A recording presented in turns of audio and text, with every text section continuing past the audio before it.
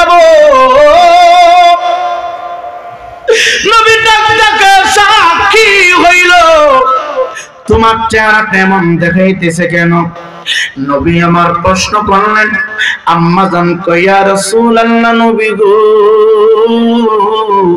শত শতবার না কোটি কোটি বার আপনার হাত মুবারক দিয়া আমি আয়েশার মন কষ্ট হয় না লোকটা যদি ইমানদার হয় রে আমি নবীর আশিক যদি হই রে আমি নবীর গোলাম যদি হই রে এমন ভাবে তার আত্মাটা বাহির করবে তার কোনো কষ্ট হবে না উনি কোনো কষ্ট অনুভব করবে না এই জন্য দুইটা পায়ে দুইটা বইরা যায় কে কোন পীরের কাছে মুরিদ হইছ কে কোন দরবারে যাও রে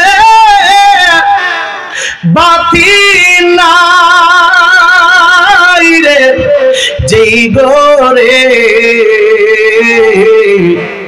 একা একা কেমনে থাকে বা সে গুরে বাবা একা একা কেমনে থাকে বা কবরে বলো সালামু আলাইকা ইয়া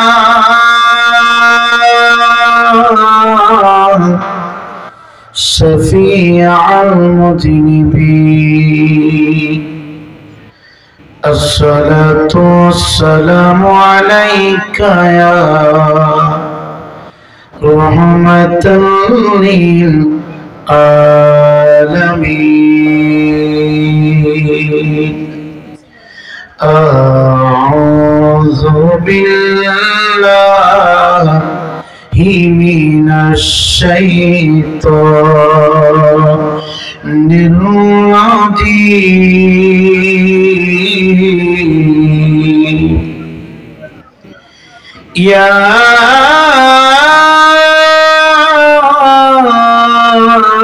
أيها الذين آمنوا قوا أنفسكم وأهليكم نارا بسم الله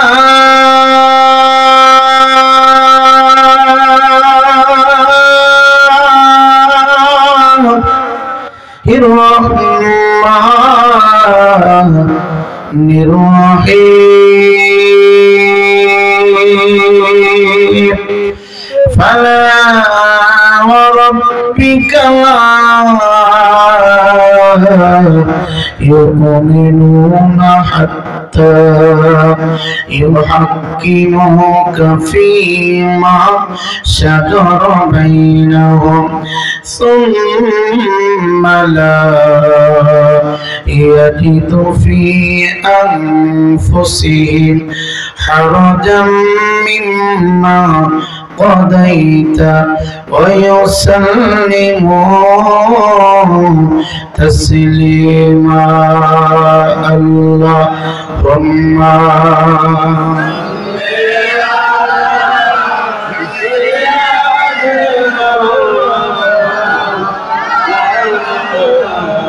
محمد وعلى آل سيدنا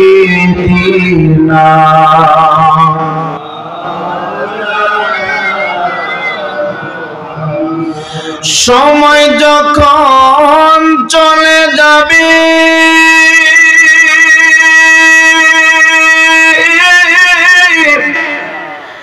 কাঁদিলে সময় পাবে না আজরাইলে ধরবে তোমায় এ জগতে থাকিবে না আল্লাহুম্মা আশা জোরে মারহাবা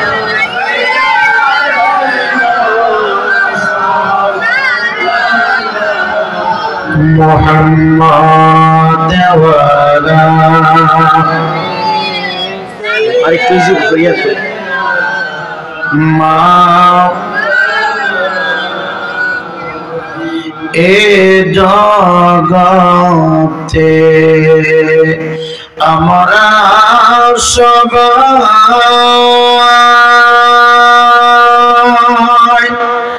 কবর গুরির পিসিন্দা কেউ বা আগে কেউ বা পরে যেতে হবে কবর পার আরেকটু ইজি হ্যাঁ ঠিক আছে আরেকটু ইয়ে দিন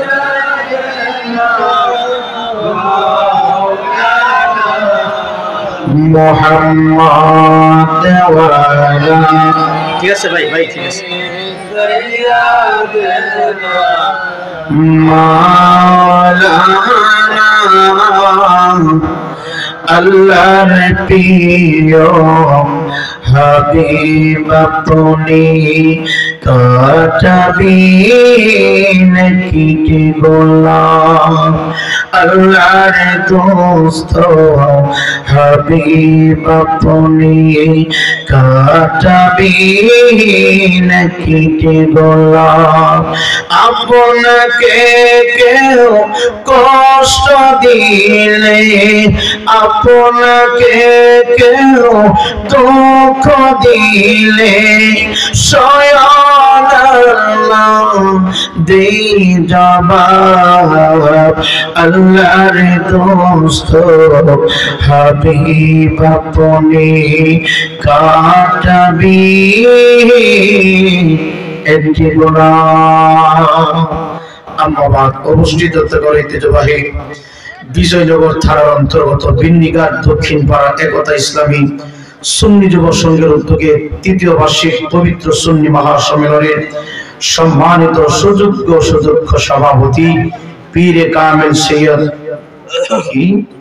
তাওবুর রহমান পাবেল সাহেব আলহাজ সৈয়দ জুবাইর কামাল সাহেব পীরে তরিকত হযরত মাওলানা আব্দুল আজিজ মুর্শিদ কামাল পীর সাহেব বিশিষ্ট দানবীর আলহাজ কাজী সাইদুল ইসলাম সাহেব জনাব মোহাম্মদ ইউনুস খান সাহেব ইসাক মিয়া সাহেব তাজুল ইসলাম সাহেব কথা বলার জন্য চলে আসবেন মুফাসসির কোরআন আল্লামা কারি রুহুল আমিন সিদ্দিকী সাহেব এতক্ষণ পর্যন্ত যিনি কথা বলেছেন মুফাসসির কোরআন আল্লামা মুফতি তরিকুল ইসলাম গোলাপ সাহেব কথা বলেছেন আল্লামা মাওলানা মিজানুর রহমান আজিজি সাহেব কথা বলেছেন হযরত মাওলানা হাফিজ রহমান জিহাদি সাহেব মৌলভী আব্দুল সোবান সাহেব হাফেজ মোহাম্মদ মাসুদুর রহমান সাহেব সহ আমন্ত্রিত মেহমান বৃন্দ মেহমানে আলা অবস্থিত হয়েছেন দূর দূরান্ত থেকে আগত আল্লাহ তাআলার আশিকিন জাকিরিন শাকিরিন মুহিব্বিন দিনদার ইমানদার নবী প্রেমিক ওলি প্রেমিক মুসল্লিন কিরাম সমাবেশী যুবক ভাইরা সকলের খেদমতে আমি অপরাধীর পক্ষ থেকে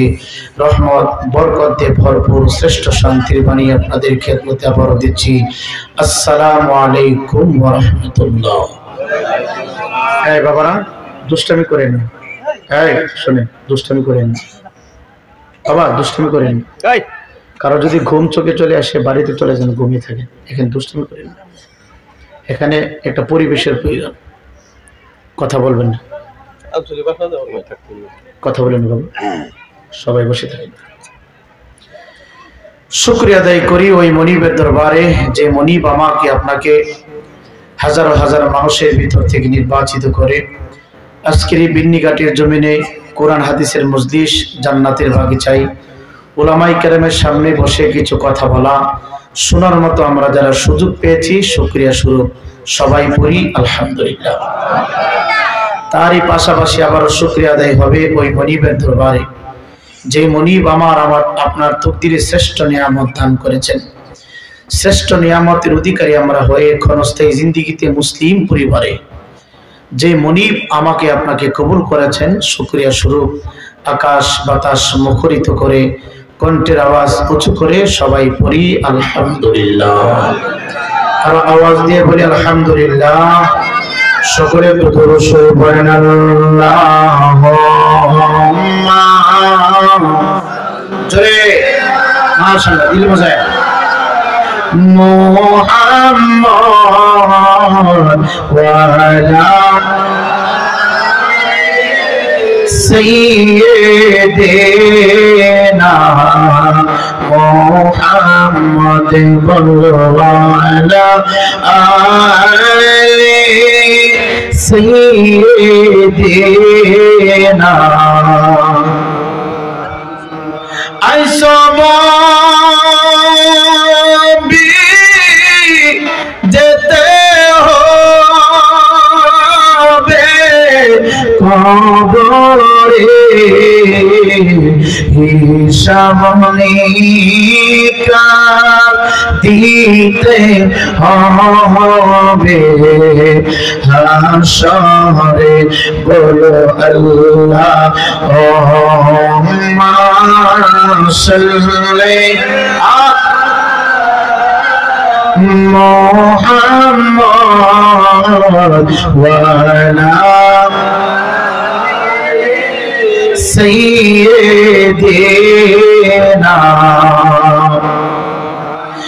ইমানদার মুসলমান যুবক দে পা দুই টাকা এদের যুবক আমি আমির হোসেন রায়পুরি সময়ের সুযোগ যদি পেতাম বিন্নিকালের প্রত্যেকটা ঘরের দরজার সামনে দাঁড়াইয়া প্রত্যেকটা যুবকের হাত ধরতাম পা ধরতাম আর গুরুর সিদ্ধান্ত যুবক আজকে অন্তত পক্ষে রাস্তাঘাটে দোকানপাটে যা হোস্টেলে দাঁড়াইয়া দাঁড়াইয়া সময় নষ্ট করবা না তার কারণটা কি জানো নি একটা সেকেন্ড চলে গেলে কোটি টাকা দিয়ে একটা সেকেন্ড আর তুমি ফেরত পাইবা না আল্লাহর কসম করে বলে রে যুবক রাস্তায় দাঁড়িয়ে থাকলে কোনো সওয়াব হবে না চা হোস্টেলে দাঁড়িয়ে থাকলে কোনো সওয়াব হবে না ভাবতেছো তুমি রাস্তায় দাঁড়ায়া সময়টা পার করে দিবা আমলনামার ভিতরে নেকি এবং বদি কোনো কিছু লেখা হবে না না না না বান্দার প্রত্যেকটা কাজ আল্লাহর দরবারে গ্রহণযোগ্য হয়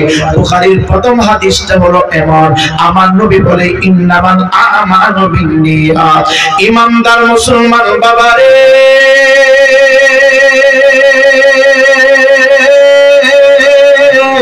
ও বিন্নিগারের বাবা বান্দা যখন নেক কাজ করার জন্য ঘর থেকে বাহির হয়ে যায় নেক কাজ এখনো কমপ্লিট করলেন না রে যুবক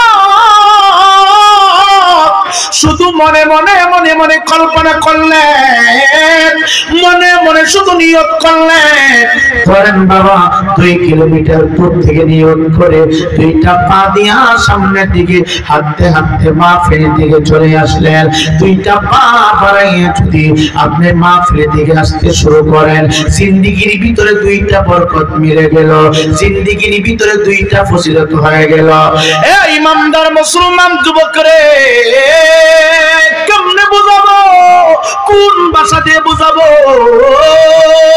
সামনে একটু ধারানো আছে আজকে হয়তো আমার আপনার হয়ে গেছি আগামী কালকেও তোমার রমজান পর্যন্ত যদি কোনো প্রোগ্রামে আপনার অংশগ্রহণ করেন প্রোগ্রাম থেকে আপনার বাড়ি পর্যন্ত 1 কিলোমিটার রাস্তা আছে সামনে অটো দাঁড়ানো আছে সামনে সিএনজি দাঁড়ানো আছে বাড়ির ভিতরে মোটরসাইকেল আছে পকেটে টাকা আছে তারপরে অটো রিকশার ভিতরে উঠবেন না সিএনজির সিটে বসবেন না যতটা কদম মাহফিল পর্যন্ত দিবেন প্রত্যেকটা কদমে কদমের যুবক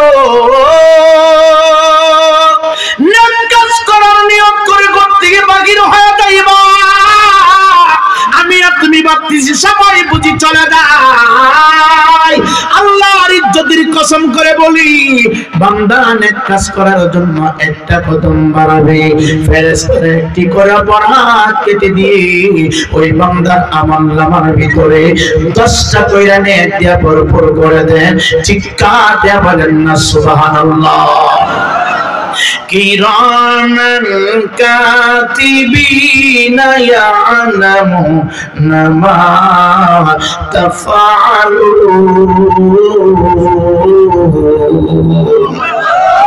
আল্লাহ রাব্বুল আলামিন প্রত্যেকটা বান্দার কাছে 2 জন পাহারাদার দিয়ে রাখছেন এই যুবক ভাই, আল্লাহর ইজ্জতের কসম করে বলে, চা হোস্টেলে দাঁড়াইয়া ওয়াজ শুনলেন, ফায়দা নাও হতে পারে। ঘরের ভিতরে বৈশা ওয়াজ মাহফিল শুনলে, এখানে আসলে যে পরিমাণ ফায়দা, ঘরের ভিতরে বসে বসে শুনলে সেই ফায়দা দেখে তুমি বঞ্চিত হয়ে যাইবা। চার দোকানে আড্ডা দিতে কথাগুলো শুনবা, এই শোনা আল্লাহর দরবারে কবুল হবে না।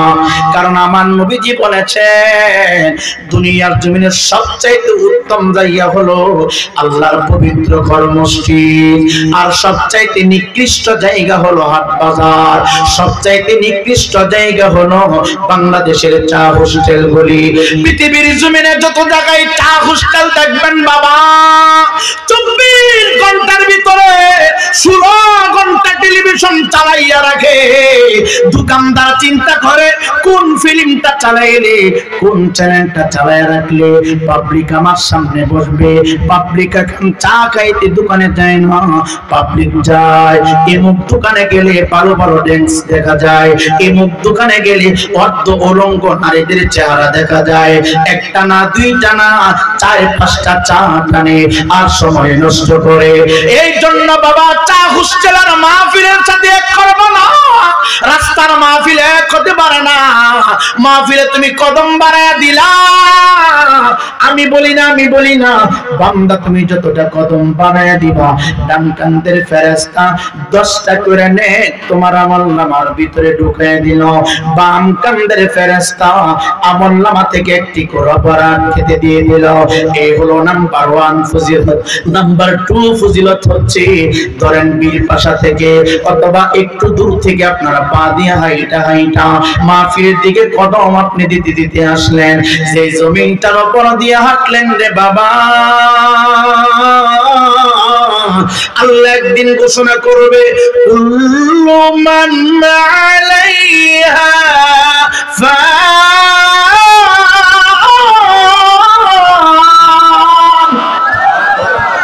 অসুবিধা হয়, কষ্ট হচ্ছে?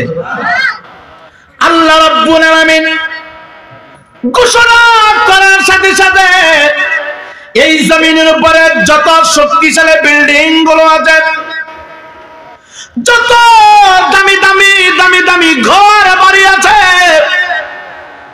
জমিনের নিচে যত প্রকার শক্তিশালী বিল্ডিং গুলো বানানো আছে, আল্লাহ বলার সাথে সাথে জমিন থেকে একটা মোলার উপর ধরে টান দিলে মোলাটা যেমন জমিনের ভিতর থেকে হাতে চলে আসে রে, সমস্ত বিল্ডিং গুলো নিচ থেকে উপরের দিকে উঠে জমিনের সাথে মিশে যাবে, তুলার মতো উঠতে শুরু করবে, গোটা জমিনটা তামা হয়ে যাবে, কোনো কিছুই থাকবে না। ইমানদার মুসলমান বাবা, ও বিন্নিকাটের একতা সুন্নি যুব সংগঠনের বাবারা, মাহফিল করতে যাইয়া 15 দিন পর্যন্ত চাঁদা কালেক্ট করেছ, মাহফিল সাজাইতে যাইয়া 1 মাস পর্যন্ত তুমি চিন্তা করেছ, মাহফিল সাজাইতে যাইয়া 10 দিন পর্যন্ত 3 বেলার ভিতরে ভালোভাবে তুমি খানা খাও নাই, অনেক পরিশ্রম তুমি করেছ, বুঝতেছো তো তোমার লস হয়ে গেছে। না না না, আল্লাহর কোরআন যদি সত্য হয় রে, নবীর হাদিস যদি তুমি বিশ্বাস করো রে, নেক কাজ করার জন্য মাহফিল সাজানো একটা নেক কাজ, মসজিদ তৈরি করা একটা নেক কাজ, মাদ্রাসা বানানো একটা নেক কাজ, কোরআনের বাণীগুলো প্রচার করা দেওয়া নেক কাজ রে যুবক। নেক কাজের মসজিদ সাজাইতে যাইয়া যতদিন তুমি পরিশ্রম করা রে যুবক, যতবার জমিনটার উপর দিয়ে কদম দিলা, এই জমিন একদিন তোমার পক্ষে সাক্ষী হয়ে যাবে। বিন্ডিঘাটের রাস্তার মাটিগুলো তোমার পক্ষে সাক্ষী দিবে মাওলা। বদ আমলের কারণে এই বান্দা জাহান্নামী হয়ে যাচ্ছে, নেক আমল কম থাকার কারণে মিজানের পাল্লায় আটকা পড়ে গেছে, ফুলসিরাতের গাতে আটকা পড়ে গেছে। আমি জমিন তার পক্ষে সাক্ষী দিচ্ছি, দেখো তোমার বান্দা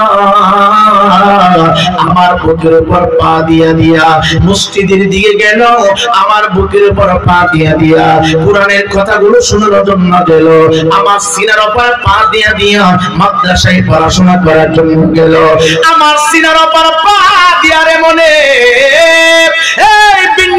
যুবক, আজকে তুমি হয়তো জমিনের উপরে দাঁড়াইয়া মিথ্যা বলো, জমিন কোনো প্রতিবাদ করে না। জমিনটার উপরে দাঁড়াইয়া তুমি জিনা করো, জমিন প্রতিবাদ করে না। মাটির উপরে দাঁড়াইয়া অন্যের হক তুমি নষ্ট করো, জমিন প্রতিবাদ করে না। জমিনটার উপরে দাঁড়াইয়া এক পীর আর এক পীরের বিরুদ্ধে গিয়ে বলে জমিন কোনো কিছু বলে না। এই আজকে সমাজ কোন দিকে গেল, কোথায় গেল রে? যাদের কাছ থেকে মানুষ আদর্শ শিখবে, যাদের কাছ থেকে মানুষ সত্য শিখবে, এরাই যদি স্টেজে বৈশা গালাগালি করে, সাধারণ পাবলিক যাইব কই? এই কথা বলেন ঠিক কিনা? যাদের কাছ থেকে সত্য শিখবে, যাদের কাছ থেকে মানুষ তরিকত শিখবে, এরাই যদি গুতাগুতি করে, আপনি কার কাছে যাবেন? আজকে সমাজ এমন হয়ে গেল, নিজেরা বড় পীরে কামাইল্লা দাবি করি, কিন্তু নিজের জবান হেফাজত করতে পারছি না। এই কথা বলেন ঠিক না ঠিক? রাগ করলেন নাকি? কষ্ট হয় আপনাদের? আমি কি লাইন ঘুরাই দিব না চলবো? কথা বলেন চলবো? আমি কিভাবে কথা বলি আপনারা জানেন, একাধিকবার অত্র অঞ্চলে এসেছি। আমি সবচাইতে বেশি কষ্ট পাই তখন যখন সমাজের নেতাগুলো যখন চেহারাটা ঘুরায় নেয়, সমাজের পীরগুলা যখন সাধারণ মানুষকে গালাগালি করে, তখন আমার অন্তরে বড় ধাক্কা লাগে, অন্তরে বড় কষ্ট পায়। ভাই, আমরা মাদ্রাসায় পড়াশোনা করেছি, আমাদের কাছ থেকে আপনারা আদব শিখবেন, প্রেম শিখবেন, ভালোবাসা শিখবেন। আপনারা তো মাদ্রাসায় পড়েন নাই, কোনটা সহি কোনটা জয়ীফ, কোনটা ঠিক কোনটা বেঠিক, এইগুলি তো আপনারা বোঝেন না। কথা বলেন না? আজকে সমাজের ভিতরে কিছু কিছু পীরের কারণে নিজেরে নিজে ফিরে কামাইল্লা দাবি করে, সে বেনসদ সিগারেট টানে। আছে না নাই? আছে না নাই? এইগুলি বললেই আমি রাইফুরি ভালো না। কথা কোন আছে কিনা? আপনি জানিয়ে রাখবেন, পীর সাহেব যদি বেনসন টানে, মুরিদ গাঞ্জা ধরতে বেশি দিন লাগতো না। কি ধাক্কা লাগছে মনে নিতে? কষ্ট হয়েছে? পীরে কামেল অনেক বড় বিষয়। এখন তো জগতের ভিতরে যদি ফ্যামিলিতে একজন পীর সাহেব হইতে পারে, 14 গোষ্ঠী পীর। আমরা বানাই লাগছে বোকা। আমরা কি? আমরা তো সাধারণ মানুষ, আমরা যেমনি আমরা এমনি চলি। কথা বল না? দোষ আপনার না। এই পীর সাহেব যদি জান্নাতে যায়, তো এই পীর সাহেবের 6 বছর আগে, 6 বছর আগে না 100 বছর আগে আপনারা জান্নাতে চলে যাবেন। আল্লাহ আমাদের সকলকে সহি বুঝ দান করো। জোরে কোন আমিন আমিন আমিন। আরো জোরে বলি আমিন। আল্লাহুম্মা সাল্লি, জোরে, ওয়া আলা আলি সাইয়্যিদিনা মুহাম্মদ ওয়ালা আলি সাইয়্যিদিনা। বিন্ডিঘাটের যুবক, কষ্ট নিবা না, অন্তরে ধাক্কা লাগাইবা না রে যুবক। আমি কারো বিরুদ্ধে বলার জন্য আসি নাই, আমি তোমাকে হেদায়েত দিতে পারবো না। হেদায়েতের মালিক আমি বক্তা না রে বাবা, হেদায়েতের মালিক পৃথিবীর কোনো পীর সাহেব না রে বাবা। একটু আওয়াজ দিয়ে বলেন না, হেদায়েতের মালিক কে? মাইয়াহদিহিল্লাহু ফালা মুদিল্লা লাহু ওয়া মান ইউদ্লিলহু ফালা হাদিয়া লাহু। হেদায়েতের মালিক কোন পীর না রে, নবী রাসূল গণের হাতে আমার আল্লাহ হেদায়েত দান করেন নাই। একমাত্র হেদায়েতের চাবিকাঠি আমার আল্লাহর কাছে। মাইয়াতুর রাসূলা ফাকাদ রাশাদা ওয়া মান ইয়াসিমা ফাকাদ গাওয়া। আল্লাহ এবং তার রাসূলকে যারা মেনে নিয়েছে, ইহদিনাস সিরাতাল মুস্তাকিমের ভিতরে ঢুকে গেছে। ইমানদার মুসলমান বাবারে,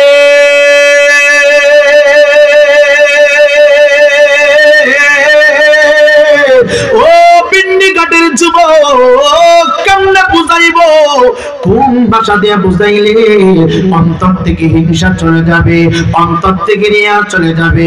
শুনিয়া রাখেন নবীর হাদিস, কারো অন্তরে যদি সরিষার দানা পরিমাণ রিয়া থাকে রে, অহংকার থাকে রে, সেই যত বড় পাগড়ি পরনেওয়ালা হোক না কেন, সেই যত বড় পীর কামেল হোক না কেন, জান্নাতে ঢুকবে না।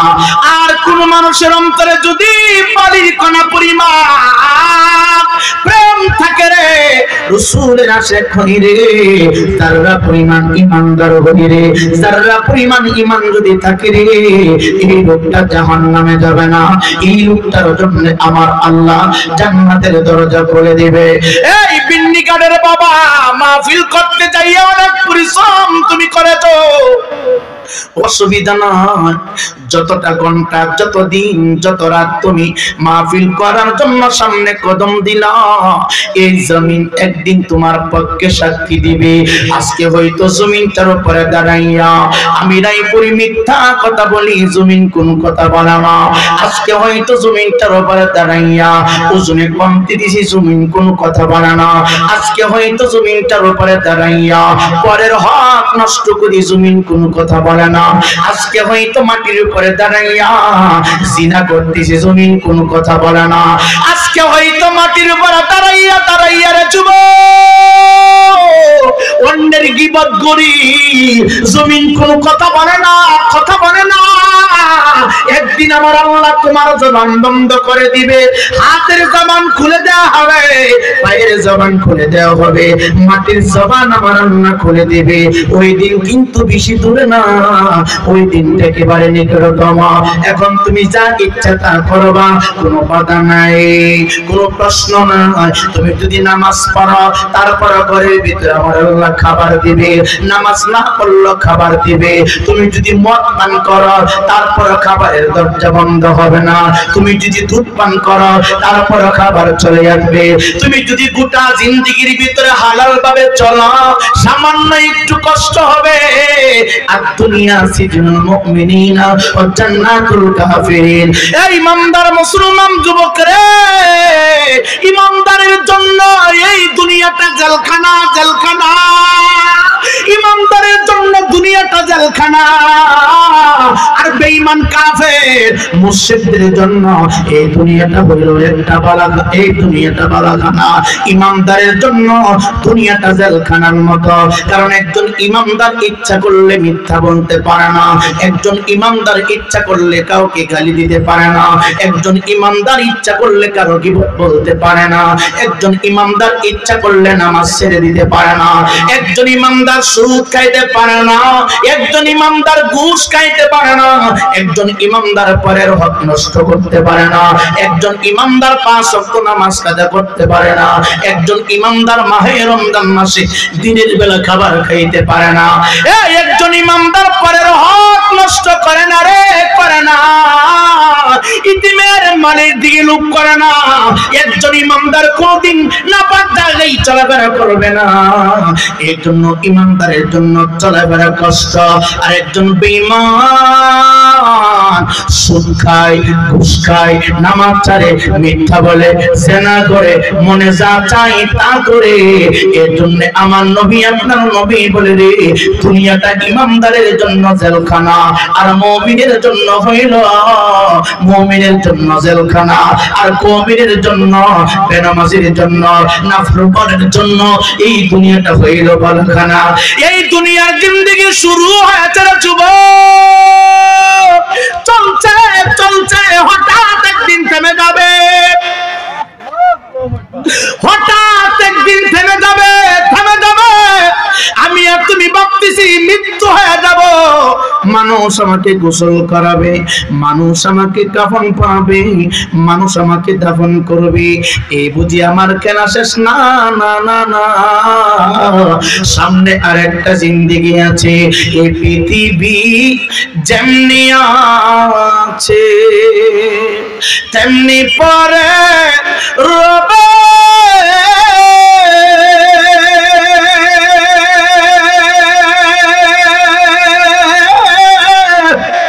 সুন্দর পৃথিবীর মায়া ছেড়ে দিতে হবে রে ভাই, ছেড়ে দিতে হবে। এ পৃথিবী যেমনি আছে তেমনি পরে রবে।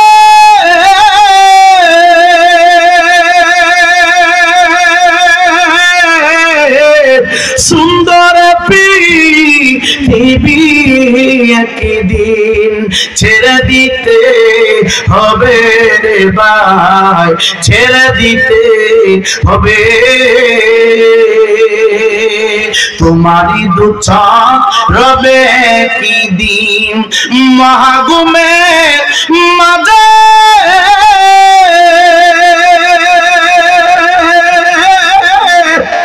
এক পলক দেখিয়া তোমার বিদায় করে দিবে রে ভাই, বিদায় করে দিবে। ইমানদার মুসলমান যুবক, রাস্তা দিয়ে তুমি সিএনজি চালাও, গ্যাস শেষ হয়ে গেলে আবার তুমি পাম্প থেকে নতুন করে গ্যাস ঢুকাইয়া সিএনজি চালাইতে পারো। তুমি অটো রিক্সা চালাও, চার্জ শেষ হয়ে গেল, আবার চার্জ দিয়ে তুমি চালাইতে পারো বাবা। এ যুবক ভাই, রাস্তা দিয়ে তুমি মোটর সাইকেল চালাও, চাকা থেকে যদি হাওয়া বাহির হয়ে যায়, মোটর সাইকেল আর সামনে যাবে না, পুনরায় হাওয়া দিয়ে তুমি চালাইতে পারো। কিন্তু রে বাবা, তোমার আমার দেহের ভিতর থেকে যে দিন পান পাখিটা বাহির হয়ে যাবে, দেহের ভিতর থেকে রে বাবা পাখিটা যেদিন বাহির হয়ে যাবে, হাওয়া যেদিন বাহির হয়ে যাবে রে, আমি রায়পুরীকে একটা সেকেন্ডের জন্য আর কেউ বক্তা হিসাবে দাওয়াত দিবেন না। এই যুবক, তোমাকে আর ঘরে জায়গা দিবে না রে।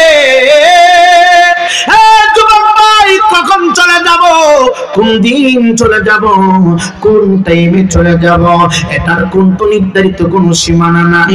এখন হতে পারে, আগামী কালকে হতে পারে, 3 দিন পরে হতে পারে রে, 3 সপ্তাহ পরে হতে পারে। এই মাহফিলটা 3 বছর চলমান। একটু ডান দিকে বাম দিকে তাকাইয়া দেখেন, আজ থেকে 3 বছর পূর্বে যে মানুষগুলো মাহফিল অংশগ্রহণ করেছে, যে বাবারা মাহফিলে চাঁদা দিয়েছে, পরামর্শ দিয়েছে করার জন্য, সহযোগিতা করেছে, ডানে বামে তাকায়া দেখেন, অনেক মুরব্বী বিন্নিঘাটে নয়, অনেক মুরব্বী বীর পাশাতে নাই, অনেক মুরব্বী ইসলাম পড়ে নয়, এমন একটা জায়গার ভিতরে তারা লুকাইছে। গোটা পৃথিবী তন্ন তন্ন করে তুমি যদি তালাশ করো রে বাবা, তাদেরকে খুঁজে কোথাও পাওয়া যাইবে না। এমন একটা জায়গার ভিতরে তারা অবস্থান করেছে, যেই জায়গার ভিতরে চলে গেলে আর কোনদিন ফিরে বিন্নি কাটে আসে যায় না। ইমানদার মুসলমান বাবা গো,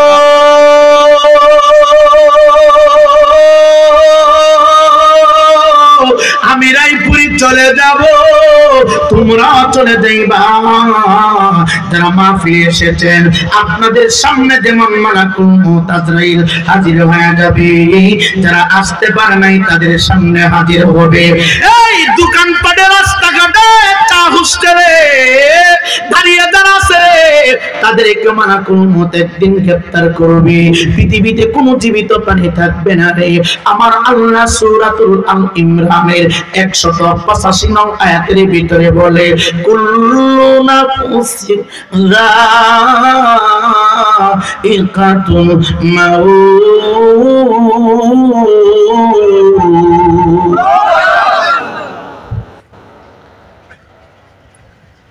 নতুন কিছু কথা শোনা যাব বাবা, গভীর মনোযোগ।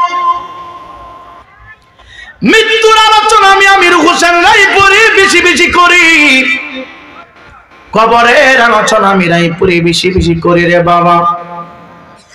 আমি আমির হোসেন রায়পুরির ইউটিউবে চার্জ দিবেন, যদি 100 ওয়াজ থাকে, 70টা ওয়াজ কবর এবং আখিরাত নিয়ে পাবেন। তার কারণটা কি বাবা?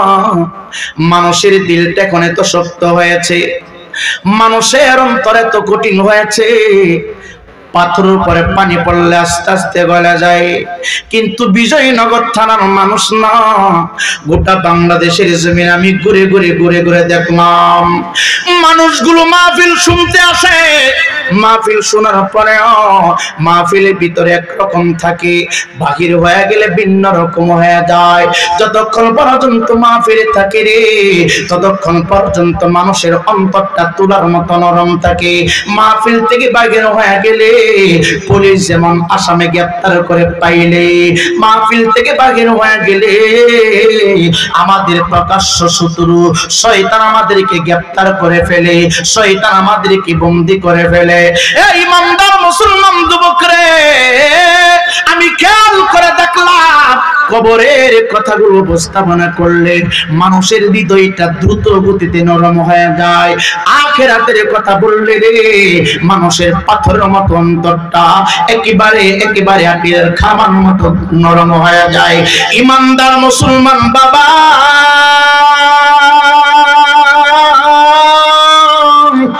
আলমে দুনিয়ার জিন্দেগি চলমান,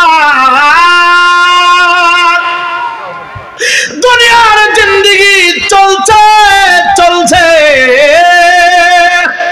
পানির স্রোত চলে রে, পিছনের দিকে আর ব্যাক করে না রে বাবা। পাহাড় থেকে ঝর্ণার পানিগুলো নিচের দিকে নামে, আল্লাহর কসম করে বলি ঝর্ণার পানি কোনোদিন উপরের দিকে ব্যাক করে না রে বাবা। তেমনি মানুষের জিন্দেগিটা এমন, মানুষের জিন্দেগিটা চলে যায়, আর ফিরে পাওয়া সম্ভব না রে বাবা, আর ফিরে তাকানো সম্ভব না। ইমানদার মুসলমান বাবা,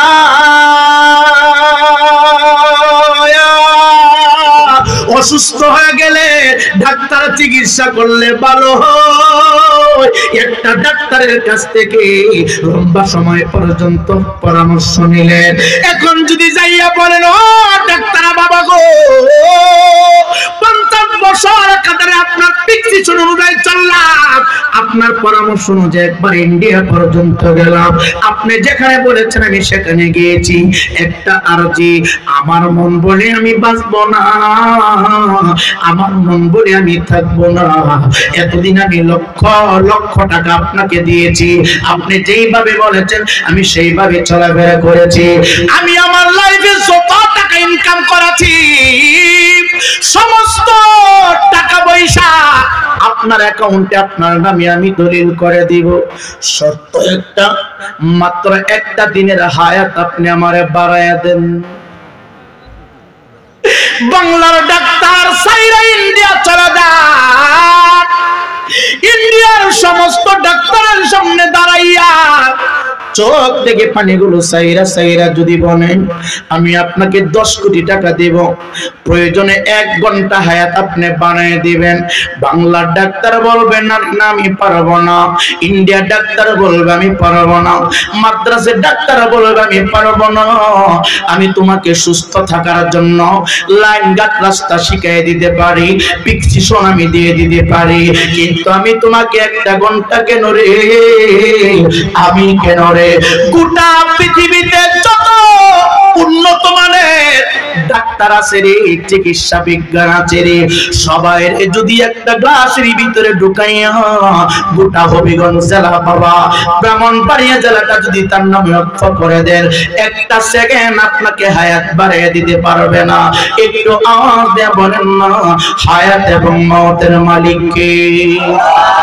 জোরে বলেন না কে? এ বিজয়নগর থানার বাবা, বিল্লিঘাটের বাবা, জানি না কার জন্য জানি রে, মাধবপুরের কোন মার্কেটের কোন দোকানে জিন্দেগির শেষ পাঞ্জাবের চাদরের কাপড়টা হাজির হয়ে গেছে, কার জন্য জানি রে, বিন্নিঘাটের কোন জঙ্গলের বাস লালের লাল হয়ে গেছে রে আব্বা, জানি না কোন কবরস্থানের মাটি কার জন্য জানি লাফালাফি শুরু করে দে, কার দিকে জানি বিন্নিঘাট যাবে মসজিদের কাঠ, অপেক্ষামান অপেক্ষামান সন্তানগুলি জানি রে ইতিম হয়ে যায়, কোন বাবার সন্তানগুলি জানি রে ইতিম হয়ে যায়। যুবক ছেলেরা দিন রাত পরিশ্রম করে এই মাহফিলটা সাজিয়েছি। আমাদের যদিও কষ্ট হয়, সবচাইতে খুশি হলো মাইকের আওয়াজ যতদূর পর্যন্ত যাচ্ছে রে বাবা, জমিনটা নিচে যত কবরবাসী আছে প্রত্যেকটা কবরবাসী কবর থেকে উঠিয়ে উঠিয়া মাহফিলের চতুর্পাশে ভিক্ষুকের মতো তারা দাঁড়িয়ে আছে রে।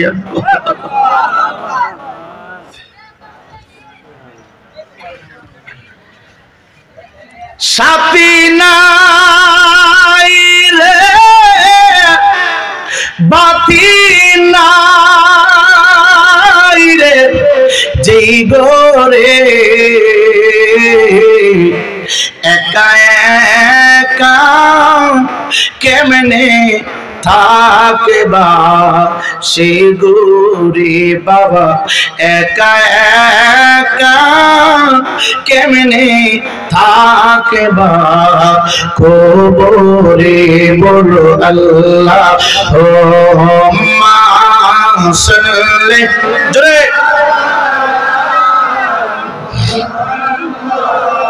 ওয়ালা আলি সাইয়্যিদিনা মুহাম্মদ ওয়ালা সাইয়্যিদিনা সাফে কাটিবে গুরুজ মারবে হাইরে হায় আগুন গায়া দিবে কলিজায়। যুবক ভাই আমার, আল্লাহ কার যুবক, মৃত্যুর কথা অনেকবার শুনেছো, আমি রায়পুরি বলি শুই না দা। আমার নবী আপনার নবী হায়াতুন নবী জিন্দা নবী, উপরে যেই মাত্র আয়াতে কারিমা নাযিল হইল রে বাবা, পুরা অংশ তাফসীর করা ব্যাখ্যা করার সময় হয়তো পাবো না, সামান্য একটু সময়। ইসকার ড্রাইভারও জানে, সিন্দিক ড্রাইভার জানে, প্রত্যেকটা মানুষ জানে রে বাবা, মসজিদের ইমাম সাহেব জানে, মুয়াজ্জিন জানে, বক্তা জানে, শ্রোতা জানে। আল্লাহ বলে কুল্লু নাফসিন যায়কাতুল মাউত, প্রতিটা জীবিত প্রাণীকে মৃত্যুর স্বাদ নিতে হবে। একটু ব্যাখ্যা যদি করি, মানুষ কিন্তু মরে না রে বাবা, মানুষ কিন্তু মরে না। মানুষ মৃত্যুর স্বাদ নিয়ে এক জায়গা থেকে অন্য জায়গায় চলে যায় রে বাবা। ইমানদার মুসলমান বাবা, পাগলামি করো না, একটু ধৈর্য নিয়ে বসে যাও। এই ইমানদার মুসলমান বাবা রে, আজকে এই মাহফিলের পাশে জানি না কোন মায়ের আত্মা জানি ভিক্ষুকের মতো দাঁড়িয়ে আছে, কোন বাবার আত্মা জানি ফকির মতো দাঁড়িয়ে আছে, কোন দাদা দাদুর আত্মাটা জানি এমনি বিন্দিগা একতা সুন্নি যুব সংগঠনের মাহফিলের পাশে ফকির মতো দাঁড়িয়ে আছে। আমরা হয়তো ঘড়ির দিকে বারবার তাকাবো, আমরা হয়তো সময়টাকে হিসাব করব, কিন্তু অত্র অঞ্চলের জমির নিচে যত কবরবাসী আছে আব্বা, সমস্ত কবরবাসীরা কাঁদতে শুরু করেছে আর মালিককে ডাক দেয়, মালিক এই মাহফিলটা যদি আর একটা দিনের ব্যবস্থা হতো, আলোচনা যদি একটু লম্বা হতো গো, মাহফিলের বরকত দিয়া আমরা কবরের আযাব থেকে একটু পরিত্রাণ পাইতাম, কবরের আযাব থেকে একটু মুক্তি পাইতাম, জাহান্নামের আগুনের কষ্ট থেকে আমরা একটু মুক্তি পাইতাম। যুবক ভাই এখন রাস্তায় দাঁড়ায় থাকবা না, যার আব্বা আম্মা কবরে, আত্মীয় স্বজন কবরে, তাদেরকে বাঁচানোর উদ্দেশ্যে একটু তোর মায়েরা প্যান্ডেলের ভিতরে বসে যাও, কারণ মৃত্যু আত্মাগুলি তোমার দিকে তাকানো তাকানো তাকানো। হয়তো আমরা কান্নার আওয়াজ শুনি না, হয়তো তাদের চিৎকারের আওয়াজ শুনি না, কিন্তু কোরআন হাদিস মিথ্যা নয় বাবা। মিশকাতের হাদিস নবী আমার ডাকতে বলে কোন জীবিত মানুষ যদি কবরস্থানে পাশ দেয়া যায় রে, কবর থেকে কবরবাসীরা জীবিত মানুষের দিকে তাকাইয়া এমন ভাবে কান্না করতে থাকে আর ডাকতে শুরু করে, এ পথিক, এ রাস্তার পথিক, একটু দাঁড়াও, আমার জন্য একটু দোয়া করে দাও, আমি কবরের ভিতরে বড় অসহায়, আমি কবরের ভিতর বড় অসহায়। এই ইমানদার মুসলমান বাবারে, ওয়াজ শোনা লাগবে না, একটু কবর জিয়ারতের উদ্দেশ্য করে আজকে মধ্য রজনী পর্যন্ত বিন্নি ঘাটের জমিনে প্যান্ডেলের ভিতরে বসে যাও। যতক্ষণ তুমি বসে থাকবা, জালালের কসম করে বলছি, সুবহানাল্লাহ বললে তোমার আমলনামায় সওয়াব হবে, দুরূদ শরীফ পড়লে সওয়াব, না পড়লে সওয়াব। তুমি যদি দুইটা কানের ভিতরে দুইটা আঙ্গুল দিয়ে তুমি ছিদ্র বন্ধ করে রাখো যে আমি কোনো বক্তার ওয়াজ শুনবো না, এখানে বৈশা ওয়াজ না শুনলেও সওয়াব, ওয়াজ শুনলেও সওয়াব, আল্লাহু আকবার বললে সওয়াব, দুরূদ শরীফ পড়লে সওয়াব, না পড়লে সওয়াব। এক কথায় প্যান্ডেলের ভিতরে যতক্ষণ বৈশা থাকবা, ডান কান্দের ফেরেশতা আমলনামার ভিতরে কোনো বদ লাগবে না। যতক্ষণ পর্যন্ত বসে থাকবা, ততক্ষণ পর্যন্ত ডান কান্দের ফেরেশতা নেক লিখতেই থাকবে, লিখতেই থাকবে, লিখতেই থাকবে। চিৎকার দিয়ে বলেন না সুবহানাল্লাহ। এ বিন্নি ঘাটের যুবক, বারবার আমি হাফেজ আলেম হইয়া তুমি সাধারণ পাবলিক তোমার পায়ে ধরতেছি, এটা আমার স্বার্থ হাসিলের উদ্দেশ্য না, আমার একটা উদ্দেশ্য হয় না। আল্লাহ কইয়া আইয়ুহাল্লাযীনা আমানু কু আনফুসাকুম ওয়া আহলিকুম নার, নিজে জাহান্নামের আগুন থেকে বাঁচো রে, তোমার পাড়া প্রতিবেশী আওলাদদেরকে জাহান্নামের আগুন থেকে বাঁচাও। আজকে যারা এখানে আছেন, যেই সমস্ত যুবক ছেলেরা লক্ষাধিক টাকার উপরে ব্যয় কইরা আমাদেরকে দাওয়াত করেছে, আপনারা আজকে আমি রায়পুরের আপন, আমার ডানে যারা আছেন তারা আমার আপন, সামনে যারা আছেন আপনারা আপন, অত্র অঞ্চলের সবাই আমার আপন। এখানে আমার মা নাই, বাবা নাই, আত্মীয় স্বজন কেউ নাই, এই জন্য আপন ভাবিয়া বারবার দুইটা পায়ে হাত দিয়ে বলছি, আল্লাহ কই কু আনফুসাকুম ওয়া আহলিকুম নার, নিজে জাহান্নামের আগুন থেকে বাঁচো রে, আহলদেরকে বাঁচাও, পাড়া প্রতিবেশীদেরকে বাঁচাও। ইমানদার মুসলমান যুবক,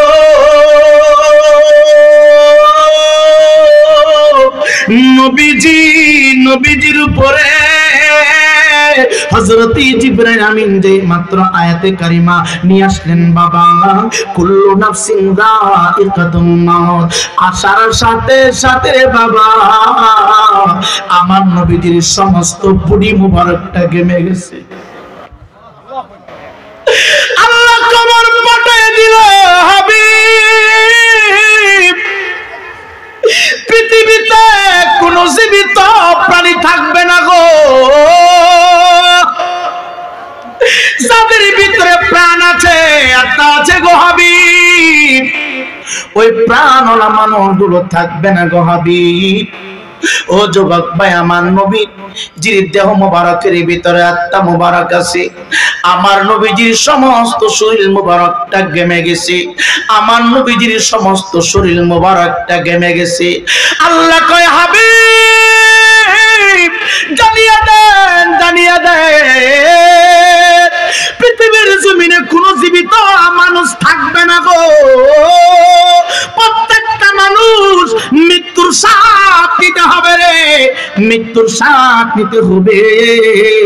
আমি আমির হোসেন রায়পুরি মরণের সাথ নেব, আপনি মরণের সাথ নেবেন বাবা। মরণের সাথ আবার কেমন রে যুবক ভাই, এক এক প্রকারের খাবারের সাথ এক এক রকম, এক এক আইটেমের খাবারের ভিতরে এক এক রকম স্বাদ। মৃত্যুটা এমন হবে রে, কারো কারো মৃত্যুর সময় মানুষ পায়খানা প্রস্রাব কইরা হাল্লা চিল্লা কইরা দুনিয়া জমিন থেকে বিদায় হয়ে যায়। কিছু মানুষ দুনিয়া থেকে বিদায় হওয়ার সময় বেঈমান হয়ে চলে যায়, আবার কিছু মানুষ দুনিয়া থেকে বিদায় হওয়ার সময় হাসতে হাসতে কালিমা শরীফ পড়তে পড়তে বিদায় হয়ে যায়। কিছু মানুষের মৃত্যুর পরে অন্ধকার কবরটাকে আমার আল্লাহ আলোকিত করে দেন, কবরটাকে প্রশস্ত করে দেন। আবার কিছু মানুষ মৃত্যুর পরে তার কবরটাকে ইটের পাটার মতো আগুনের চুলা বানায় দেন, আগুনের চুলা বানায় দেন। এখন সিদ্ধান্ত নিয়ে আপনার মৃত্যুটা কেমন হবে? শুধু চিন্তা করলাম ব্যবসা কিভাবে উন্নতি করবা, শুধু চিন্তা করলা ঘর কিভাবে নির্মাণ করবা, শুধু চিন্তা করলা কোন জায়গায় সম্পদটা রাখলে ভবিষ্যতে অনেক টাকা মালিক হতে পারবো। কিন্তু বিন্নিঘাটের বাবা একটা দিন আমি আর তুমি চিন্তা করে নাই আমার মরণটা জানি কোন জায়গায় হবে রে, আমার মরণটা জানি কিভাবে হবে। মরণের সময় আমি মরলে যাইতে পারবো নি, মৃত্যুর সময় নবী আমার দেখা দিবনি, মরণ তারিখ কোন দিন হবে রে, কোন টাইমে হবে রে।